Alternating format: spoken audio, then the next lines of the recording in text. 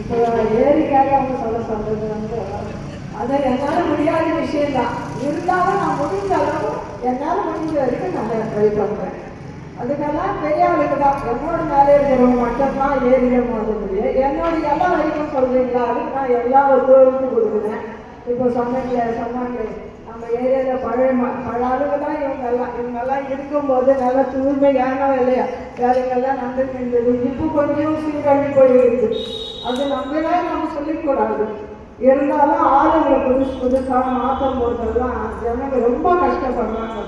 ஏன்னா இந்த பல ஆளுங்களுக்கு தான் தெரியும் எப்படி எடுக்கணும், யாருக்கு எப்படி எடுக்கணும், யார்கிட்ட எப்படி அனுசரித்து போனான்றதெல்லாம் அவங்களுக்கு தெரியும். புதுசாக ஆளுங்களுக்கெல்லாம் எதுவுமே தெரியாது இல்லையா? அது மட்டும் இல்லை, இப்போ அவங்க தூய்மையான வேலையை நல்லா தான் செஞ்சுன்னு வந்து இருக்காங்க. இப்போ கொஞ்சம் நல்லா தான் இருக்கும்.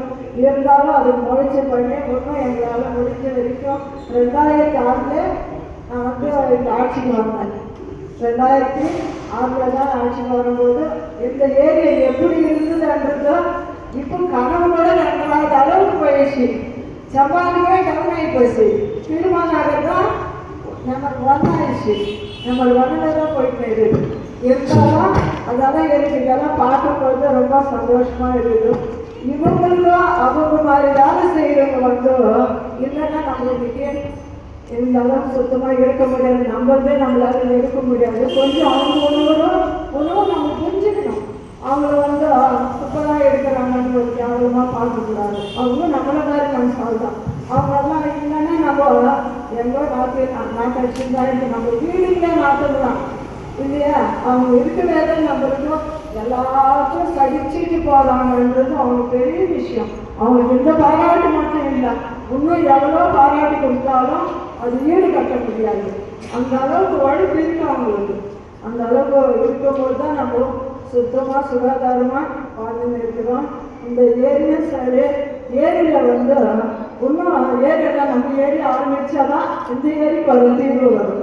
நம்ம ஏரி ஆரம்பிக்கிறதுக்கு அவங்க கொஞ்ச நாள் ஆகும் போல இருக்குது. ஏற்கனவே பட்ஜெட்டெல்லாம் போட்டாங்க, இன்னும் அது ஆரம்பிக்கல.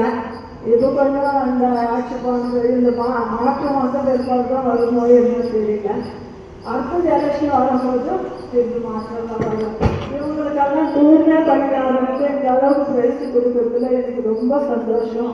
இவங்களெல்லாம் பார்க்கும்போது நாங்கள் கூட பண்ணுற சகோதரர்களை தான் பார்க்கணும். ஏன்னா அவங்க வந்து இந்த அளவுக்கு கஷ்டப்பட்டு நம்மளை சொந்த வேலைலாம் செய்கிறாங்க.